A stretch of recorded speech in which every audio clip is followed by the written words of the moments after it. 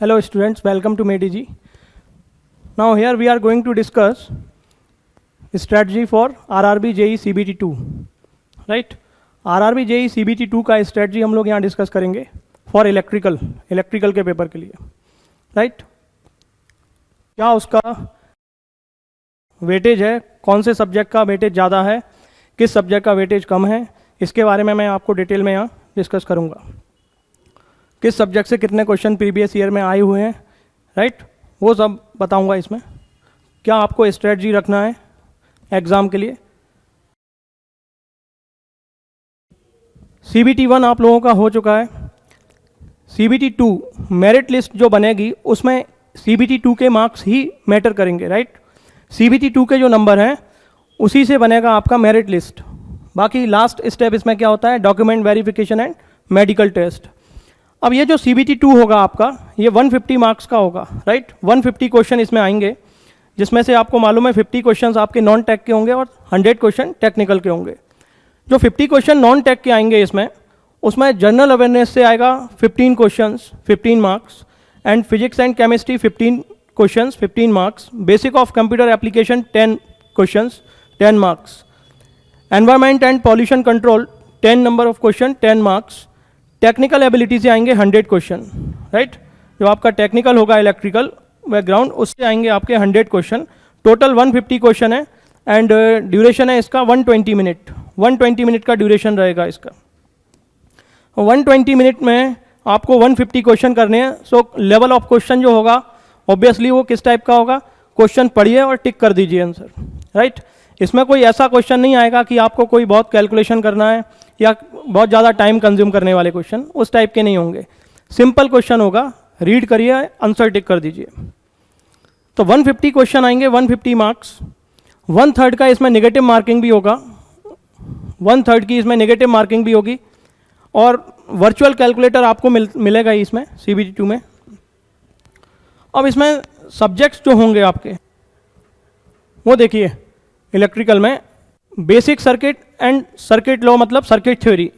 तो basic circuit जो basic concept होंगे और जो सर्किट थ्योरी है उससे आपको यहाँ क्वेश्चन कितने मिलेंगे, around 25 to 27 question. 25 to 27 question मिलेंगे आपको इस वाले सब्जेक्ट से। मतलब 25, 26 इस टाइप के क्वेश्चन, 25 क्वेश्चन तो आते हैं यहाँ से। 20 से 25 क्वेश्चन तो आते ही हैं। प्रीवियस ईयर का डेटा मैं बता रहा हूँ, ये 2019 का जो मैंने क्वेश्चन निकाला है उसका डेटा है। 30 अगस्त, 1 सितंबर और 10 सितंबर को जो एग्ज़ाम हुआ था इसका CBT 2 का, उसका मैं क्वेश्चन बता रहा हूँ। 30 अगस्त 2019 में 27 क्वेश्चन थे। 1 सितंबर की शिफ्ट में जो एग्ज़ाम हुआ था उसमें 24 क्वेश्चन थे। 10 सितंबर को जो एग्ज़ाम हुआ था उसमें 23 क्वेश्चन थे। इसमें किससे, बेसिक सर्किट्स और सर्किट लॉ, मतलब सर्किट थ्योरी से।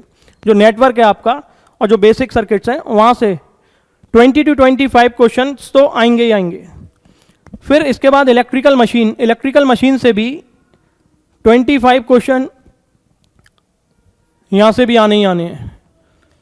Generation, transmission and distribution, that is power system की अगर बात करेंगे तो यहाँ से जो क्वेश्चन पूछे जाते हैं, मैं प्रीवियस ईयर के पेपर के एनालिसिस के अकॉर्डिंग अगर आपको बताऊं तो इसमें 10 to 15 क्वेश्चंस यहाँ से बन जाते हैं। 10 to 15 question, right, 10 to 15 question यहाँ से बनेंगे। मेजरमेंट से 10 to 11 क्वेश्चन आए हुए हैं। 11 क्वेश्चन, 12 क्वेश्चन, 10 to 12 क्वेश्चंस, इतने क्वेश्चन यहाँ से बन जाते हैं। बेसिक इलेक्ट्रॉनिक्स में आपको डायोड, जो बेसिक डायोड है, PN junction, BJT, NPN, PNP, rectifier, 9 to 10 question आपको यहाँ से मिलेंगे बेसिक इलेक्ट्रॉनिक्स से। तो सबसे बड़ा जो मेजर पार्ट है आपका वो ये है नेटवर्क थ्योरी वाला, दैट इज जो बेसिक सर्किट्स है, नेटवर्क थ्योरी है, एंड इलेक्ट्रिकल मशीन वाला part. Around 50% question, total 100 question है टेक्निकल के, उसमें से आपके around 50% question, approximate 50 question from this part. ये दो सब्जेक्ट्स, तो इसका वेटेज सबसे ज़्यादा है। तो इसको तो आपको बिल्कुल ऐसा तैयार करना चाहिए कि एक भी क्वेश्चन इसका गलत नहीं होना चाहिए, राइट। और क्वेश्चन का लेवल बहुत इजी है। अगर आपने बेसिक बिल्कुल एकदम ऊपर से भी स्टडी कर रखी है, हर टॉपिक को कवर किया है, केवल उसका ऊपर ऊपर से भी अगर स्टडी कर रखा है आपने, बहुत ज़्यादा डेप्थ में अगर नहीं भी पढ़ा है, तब भी वो क्वेश्चन आपसे बन जाएगा। आरआरबी जेई का मैं अगर आपको लेवल बताऊं तो मुझे जो लगता है वो एसएससी से भी थोड़ा नीचे ही है इसका जो क्वेश्चन का लेवल है। एसएससी में फिर भी अच्छे क्वेश्चन आ जाते हैं, लेकिन यहाँ तो बिल्कुल ही एकदम क्वेश्चन बिल्कुल जो फर्स्ट बेसिक होगा, प्रिंसिपल है किसी, जैसे इंडक्शन मोटर का बेसिक प्रिंसिपल है तो वही पूछ लिया कि वो क्या है बेसिक प्रिंसिपल, इंडक्शन के प्रिंसिपल पर वर्क करेगा। ट्रांसफार्मर क्या है, कैसा डिवाइस है, स्टैटिक डिवाइस है, रोटेटिंग डिवाइस है, तो स्टैटिक डिवाइस, इस टाइप के क्वेश्चन, बिल्कुल सिंपल क्वेश्चन, बिल्कुल बेसिक क्वेश्चन जो होगा वही पूछा जा रहा है यहाँ से, राइट। तो इसमें बहुत ज़्यादा ऐसा क्वेश्चन कुछ नहीं मिलेगा आपको आरआरबी जेई में जिसमें आपको बहुत डेप्थ में पढ़ना हो। लेकिन हाँ, जो भी सब्जेक्ट्स हैं वो कोई भी सब्जेक्ट छोड़ नहीं सकते। 100 क्वेश्चन है टेक्निकल के, तो सभी सब्जेक्ट से क्वेश्चन आएंगे। आपके जो 2 सब्जेक्ट हैं उनका वेटेज सबसे ज़्यादा है, electrical machines and circuit theory, network theory, इनका वेटेज ज़्यादा है। तो इनसे अराउंड 50% क्वेश्चन इन्हीं से आ जाएगा। लेकिन बाकी सब्जेक्ट्स ऐसा नहीं है कि आप छोड़ दोगे, बिकॉज अगर आपको क्लियर करना है, मेरिट में आना है, तो आपको एटलीस्ट 150 में से 95 क्वेश्चंस, 100 क्वेश्चंस आपके होने चाहिए करेक्ट। तो डेफिनेटली आप मेरिट में आ जाओगे, सिलेक्शन आपका कंफर्म हो जाएगा, कोई भी जोन हो। रेलवे में, आरआरबी में इतने सारे जो जोन होते हैं डिफरेंट, हर जोन का डिफरेंट होता है कट ऑफ, थोड़ा बहुत वेरिएशन रहता है डिफरेंट जोन का। लेकिन अगर किसी भी जोन के लिए, ओवरऑल जोन में सबकी अगर बात करूं, तो अगर आपका 100 क्वेश्चंस और 100+ क्वेश्चंस अगर 150 में से हो रहे हैं आपके करेक्ट, तो डेफिनेटली श्योर है आपका सिलेक्शन उसमें, राइट। प्रीवियस ईयर के कट ऑफ के बेसिस पे अप्रॉक्सीमेट 70% आप मान के चलिए कि 70% अगर आपका आ रहा है एग्जाम में, तो डेफिनेटली वो सिलेक्शन हो जाएगा आपका, किसी भी जोन के पॉइंट ऑफ व्यू से अगर बात करें। पावर इलेक्ट्रॉनिक्स से बहुत ज़्यादा क्वेश्चन नहीं बनता है, 2 क्वेश्चन 3 क्वेश्चन ही मिले हुए हैं प्रीवियस ईयर के। प्रीवियस ईयर में अगर पेपर देखा, उसमें जो क्वेश्चन मिलेगा आपको 2 या 3 क्वेश्चन ही बनते हैं यहाँ से पावर इलेक्ट्रॉनिक्स से। एस्टिमेशन कॉस्टिंग, ये इंपॉर्टेंट है, इसके अप्रोक्सीमेट 9 to 10 क्वेश्चन यहाँ से बनते हैं, 9 to 10 क्वेश्चन यहाँ से आ जाते हैं एस्टिमेशन एंड कॉस्टिंग। और मेनली जो क्वेश्चन आता है वायरिंग एंड अर्थिंग के ऊपर, कुछ क्वेश्चंस बन जाते हैं इंडियन इलेक्ट्रिसिटी रूल के ऊपर भी। तो मेनली यही टॉपिक है इसमें जो हमें प्रॉपरली आपको ये पढ़ने होंगे, wiring, I rule, earthing. Revision बहुत जरूरी है करना, जो भी आपने पढ़ लिया उसका रिवीजन प्रॉपर होना जरूरी है। रिवीजन करिए, क्वेश्चंस की प्रैक्टिस करिए। यूटिलाइजेशन ऑफ इलेक्ट्रिकल एनर्जी, इसके भी 10 to 11 क्वेश्चन मिले हैं, इसके भी 10 to 11 क्वेश्चन आते हैं। तो इन दोनों को अगर देखें एक साथ, estimation costing and utilisation of electrical energy, तो 15 to 20 क्वेश्चन आपको मिल जाएंगे एग्जाम में। इसके 15 से 20 क्वेश्चन आपको इन दोनों से मिल जाएंगे, utilisation of electrical energy and estimation costing. तो यहाँ से आपको 15 to 20 क्वेश्चन मिलेगा, राइट। और क्वेश्चन का लेवल बहुत सिंपल है। यूटिलाइजेशन में mainly illumination, heating and welding, यहाँ से क्वेश्चन मिलेगा। कुछ क्वेश्चन मिल सकता है ट्रैक्शन का भी।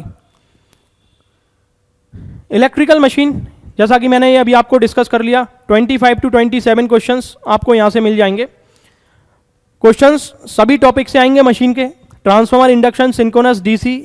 क्वेश्चन भी अभी मैं डिस्कस करूंगा, किस टाइप के क्वेश्चन पूछे गए हैं प्रीवियस ईयर में, वो मैं अभी डिस्कस करूंगा यहाँ आपसे। देन आपका क्वेश्चन भी मैं आपको बताता हूँ। जैसे ये क्वेश्चन पूछा गया है, if a power of 100 watt is being supplied across a potential difference of 200 volt, find the current flowing through the circuit. क्या बोला गया है? पावर ऑफ 100 watt, 100 watt का power is being supplied across a potential difference of 200 volt, find the current flowing. As we know power P is equal to क्या होता है? V into I. So current easily निकाल सकते हैं, I is equal to P upon V, power upon voltage. यहाँ से current मिल जाएगा 0.5। तो सिंपल है, एक स्टेप में आपका क्वेश्चन कंप्लीट हो जाएगा। ऐसे ऐसे क्वेश्चन सिंपल पूछे जाते हैं।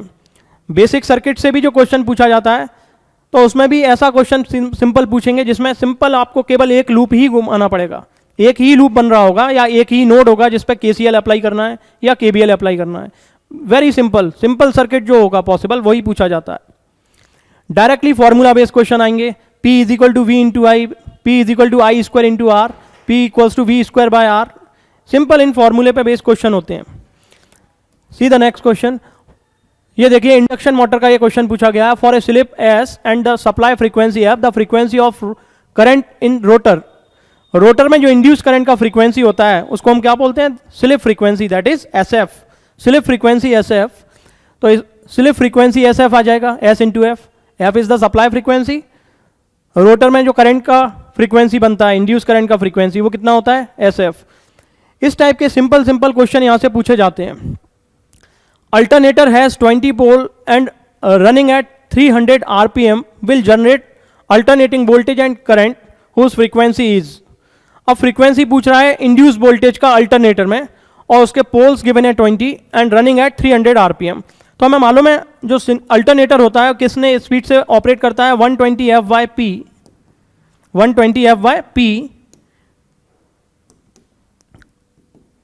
फ्रीक्वेंसी पूछ रहा है, स्पीड गिवन है, स्पीड इज गिवन 300 RPM, ये 300 गिवन है, 120 इंटू एफ, एफ डिटरमाइन करना है, divide by number of poles, pole given है 20।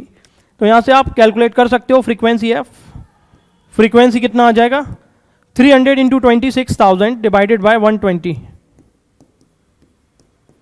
That is 50 hertz. तो ये फ्रीक्वेंसी आ जाएगी 50 हर्ट्ज। सिंपल वन स्टेप के क्वेश्चन होंगे, अगर कोई न्यूमेरिकल टाइप भी अगर आ रहा है तो कैसा है, एक स्टेप में ही आप उसका आंसर निकाल लोगे। तो 50 हर्ट्ज फ्रीक्वेंसी आ जाएगी।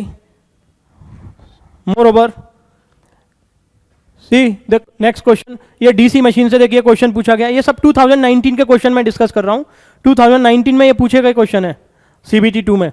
The DC motor having full load speed of 750 RPM and speed regulation of 10% will have no load speed. अब नो लोड स्पीड पूछा है, स्पीड रेगुलेशन गिवन है, स्पीड रेगुलेशन गिवन है और नो लोड स्पीड पूछ रहा है।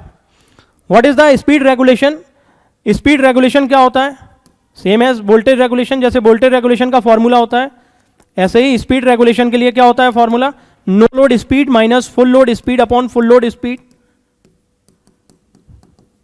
ये होता है। ये गिवन है 10%, स्पीड रेगुलेशन गिवन है 10% मींस 0.1, ये स्पीड रेगुलेशन गिवन है 0.1, नो लोड स्पीड वो हमें कैलकुलेट करना है, full load speed is given 750 RPM, so 750 upon 750, तो यहां से एन नॉट की वैल्यू कितनी मिलेगी, ये हो गया 75 और ये आ जाएगा यहां से minus 750, 75 plus 750 that is 825 RPM। तो बिल्कुल सिंपल सिंपल क्वेश्चन पूछे जाते हैं, राइट।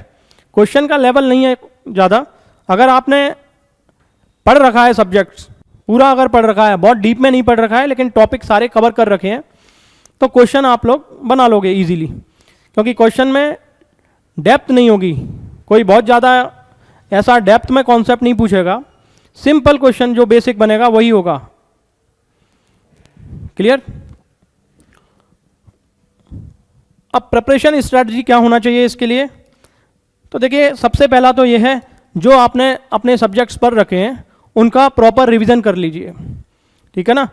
जो ज़्यादा वेटेज वाले सब्जेक्ट हैं, जिनका वेटेज ज़्यादा है, जैसे मशीन हो गया, नेटवर्क हो गया, बेसिक सर्किट्स, इसका रिवीजन प्रॉपर कर लीजिए, इसके प्रीवियस ईयर के क्वेश्चंस लगाइए अगेन एंड अगेन, राइट। जैसे आपने अपना रिवीजन कर लिया इन सब्जेक्ट्स का, तो इनके प्रीवियस ईयर के क्वेश्चंस की प्रैक्टिस करिए, और आपको कुछ नहीं करना है, जो क्लास में आपको पढ़ा दिया गया है, जो जितना आपको नोट्स बनवाया गया है उसका रिवीजन कर लीजिए, जो मेन पॉइंट्स हैं, जो कंक्लूजन वाले जो पॉइंट हैं, मेन स्टेटमेंट जो होते हैं हर टॉपिक में, उनको प्रॉपरली रिवाइज कर लीजिए, ठीक है। फॉर्मूले हैं, जो छोटे छोटे फॉर्मूले होते हैं जो यूज़ होंगे, वो प्रॉपर याद होने चाहिए आपको। तो रिवीजन बहुत ज़रूरी है, जो भी आपको पढ़ा दिया गया है सारा का सारा उसी में से आना है एग्जाम में, तो वो आपको रिवीजन करके रखना है सारा, ठीक है ना। रिवीजन प्रॉपर होना चाहिए और प्रीवियस ईयर के क्वेश्चंस लगा लीजिए, इससे ज़्यादा कुछ करने की ज़रूरत नहीं होती है।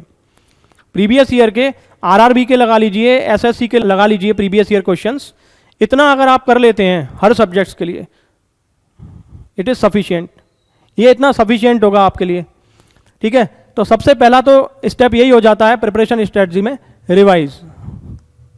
जो रिवीजन है वो प्रॉपर होना चाहिए, आपका रिवीजन है प्रॉपर होना चाहिए। प्रैक्टिस होनी चाहिए प्रॉपरली, प्रैक्टिस आपकी प्रॉपर होना चाहिए, ठीक है। प्रैक्टिस कर लीजिए क्वेश्चंस की previous year, P by Q का प्रैक्टिस कर लीजिए। इसमें पी बाय क्यू आपका प्रॉपर लगा होना चाहिए, रिवाइज होना चाहिए। प्रिपरेशन स्ट्रेटजी में आपको मेनली यही है, रिवीजन आपका प्रॉपर होना चाहिए और आपका पी बाय क्यू कवर होना चाहिए। इतना अगर आप कर लेते हो मोर देन सफिशिएंट है ये, क्लियर। बाकी क्वेश्चंस का लेवल क्या है वो मैंने आपको बताया ही हुआ है। सिमिलरली एस्टिमेशन कॉस्टिंग हो गया, ये यूटिलाइजेशन जो हो गया, इनका भी आप ऐसा नहीं है कि इनको स्किप कर दोगे। इन सब्जेक्ट्स के भी क्वेश्चंस तो आएंगे और क्वेश्चंस आएंगे बहुत ही सिंपल।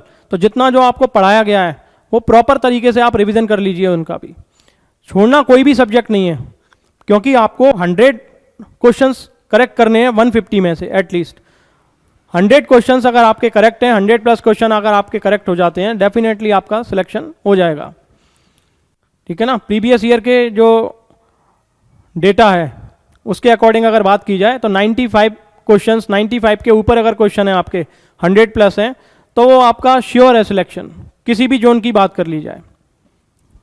ऐसे ही मेजरमेंट से भी जो क्वेश्चन आते हैं बहुत सिंपल क्वेश्चन बनते हैं। पीएमएमसी का क्वेश्चन बहुत सिंपल क्वेश्चन पूछे जाते हैं। इंडिकेटिंग इंस्ट्रूमेंट वाला जो पार्ट है, जैसे अगर मैं मेजरमेंट की बात करूं, मेजरमेंट का अगर मैं बात करता हूं, देखिए मैं सब्जेक्ट्स ले लेता हूं अलग से।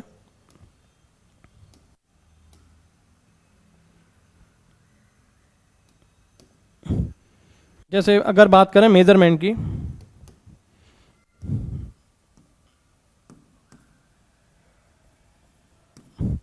तो मेजरमेंट में भी मेन जो है इंपॉर्टेंट टॉपिक वो है इंडिकेटिंग इंस्ट्रूमेंट।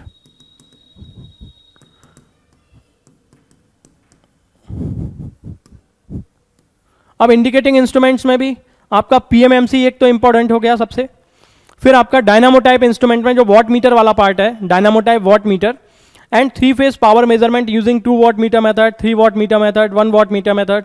इनके जो रूल्स हैं, जो पावर फैक्टर वाले क्वेश्चंस हैं वो आ जाते हैं। सीआरओ से क्वेश्चंस आ जाते हैं, बेसिक क्वेश्चंस बनते हैं बिल्कुल, सीआरओ किस प्रिंसिपल पे वर्क करेगा, इस टाइप के क्वेश्चंस। तो इंडिकेटिंग इंस्ट्रूमेंट वाला पार्ट जो है वो पूरा इंपॉर्टेंट है। Energy meter, what is creeping phenomena in the energy meter, creeping क्या होता है, over compensation to the running friction, ये सब इस टाइप के क्वेश्चन यहाँ से बनेंगे। इंडिकेटिंग इंस्ट्रूमेंट वाला पार्ट, सीआरओ वाला पार्ट, ये दो इसके सबसे ज़्यादा इंपॉर्टेंट पार्ट हैं। अब ऐसा नहीं है कि बाकी के पार्ट से क्वेश्चन नहीं आएगा, क्वेश्चन आएगा, एक दो क्वेश्चन बनेगा, बट मोस्टली क्वेश्चन जो बनेंगे वो इंडिकेटिंग इंस्ट्रूमेंट हो गया, सीआरओ हो गया, रेजिस्टेंस मेजरमेंट हो गया। यहां से जो क्वेश्चन बनेगा मेनली वो इन्हीं टॉपिक से बनेगा मेजरमेंट में। ऐसे ही मशीन में आप ऐसा नहीं बोल सकते कि ट्रांसफॉर्मर इंडक्शन पढ़ लिया बाकी छोड़ दिया जाए, नहीं, उसमें सभी से क्वेश्चन आएगा, सारे क्वेश्चन सभी टॉपिक से क्वेश्चन कवर होता है उसमें। ट्रांसफॉर्मर से भी बनेगा, इंडक्शन से, डीसी से, सिंक्रोनस से एंड स्पेशल मोटर्स, वो सभी जगह से क्वेश्चन बनेगा। Similarly in the power system, तो पावर सिस्टम में ठीक है फॉल्ट एनालिसिस वगैरह है, उसका वेटेज कम है, वहाँ से क्वेश्चन कम बनता है। क्वेश्चन जो बनेगा वो जनरेशन, ट्रांसमिशन, डिस्ट्रीब्यूशन, यहाँ से क्वेश्चन ज़्यादा बनता है, जनरेशन, ट्रांसमिशन, डिस्ट्रीब्यूशन। एंड जो अगला इसमें टॉपिक इनके अलावा पावर सिस्टम में बनता है तो वो प्रोटेक्शन वाला हो गया, सर्किट ब्रेकर एंड रिले, कौन सा स्विच होते हैं पावर सिस्टम में, सर्किट ब्रेकर, आइसोलेटर्स वगैरह, ये सब, फ्यूज भी इंपॉर्टेंट होता है। तो ये सारे टॉपिक से क्वेश्चन बनेगा इसमें पावर सिस्टम में, राइट। एस्टिमेशन कॉस्टिंग हो गया आपका, यूटिलाइजेशन हो गया। पावर इलेक्ट्रॉनिक्स इतना ज़्यादा इसमें यूज नहीं आता है, इंपॉर्टेंट नहीं है वो, 2 क्वेश्चन ही मुश्किल से मिलते हैं इसमें। प्रीवियस ईयर में जो मैंने क्वेश्चन देखे हैं पावर इलेक्ट्रॉनिक्स के, तो वो 2 क्वेश्चन या 3 क्वेश्चन इसी रेंज में रहता है क्वेश्चन पावर इलेक्ट्रॉनिक्स, राइट। तो सब्जेक्ट्स आपको सारे कवर करके जाइए, आप कोई भी सब्जेक्ट छोड़िए नहीं। बेसिक तो ऊपर से एटलीस्ट पढ़ के ही जाइए सारा, जितना आपको पढ़ा दिया गया है क्लास में वो इतना पढ़ा दिया जाता है कि आप इजीली क्वेश्चंस बना सकते हो, बट आपको वो रिवीजन प्रॉपर होना चाहिए। जो पढ़ा दिया गया है वो आपके बिल्कुल टर्न पे होना चाहिए, क्लियर एकदम, ये कॉन्सेप्ट है और बिल्कुल याद होना चाहिए, फॉर्मूला है तो वो याद होना चाहिए, उसके लिए रिवाइज कर लीजिए। तो जो भी टाइम अभी आपके पास है CBT2 के लिए, तो उसमें आपको यही काम करना है, उसमें आपको इतना ही काम करना है, जो भी सब्जेक्ट्स आपके सब हो गया है सिलेबस उसको रिवाइज करते रहिए। रिवीजन करते रहिए। जैसे सब्जेक्ट्स को आप दे दीजिए, मशीन है, मशीन को आपने 3 दिन दे दिए कि 3 दिन में ये मशीन का मुझे रिवीजन करना है, देन उसके बाद 2 दिन केवल इसके मैं क्वेश्चंस की ही प्रैक्टिस करूंगा। इस तरीके से आप सब्जेक्ट्स को डिसाइड कर लीजिए। पहले जो ज़्यादा नंबर वाले सब्जेक्ट हैं जिनका वेटेज ज़्यादा है, जैसे मशीन हो गया, नेटवर्क हो गया, जो बेसिक सर्किट्स हैं, उसका रिवीजन अच्छे से पहले कर लीजिए। 3 दिन 4 दिन जिसको जितना टाइम लग रहा है उतना टाइम दे दीजिए। उसके फिर क्वेश्चंस की प्रैक्टिस करिए। 2 दिन जैसे मशीन के क्वेश्चन की प्रैक्टिस कर ली, 2 दिन उसके क्वेश्चंस, नेटवर्क के, बेसिक सर्किट्स, और क्वेश्चंस की प्रैक्टिस वही कीजिए जो प्रीवियस ईयर में जिस टाइप के क्वेश्चंस आए हुए हैं, ठीक है। क्योंकि क्वेश्चंस उसी टाइप के आएंगे भी, जैसे पहले आए हुए हैं उसी टाइप का क्वेश्चन ही आएगा। न्यूमेरिकल भी जो पूछे जाते हैं इन एग्जाम में, वो भी न्यूमेरिकल का सीधा सीधा कॉन्सेप्ट ये है, जैसे पूछे गए हैं प्रीवियस ईयर में, बिल्कुल उसी कॉन्सेप्ट पे ही न्यूमेरिकल पूछा जाएगा। आगे भी क्वेश्चंस बिल्कुल वैसा ही आता है न्यूमेरिकल वाला, तो जैसा पहले पूछा गया है बिल्कुल उसी कॉन्सेप्ट पे, उसी फॉर्मूले पे ही क्वेश्चन पूछा जाता है, अगर प्रीवियस ईयर के क्वेश्चंस देखे जाएं तो, राइट।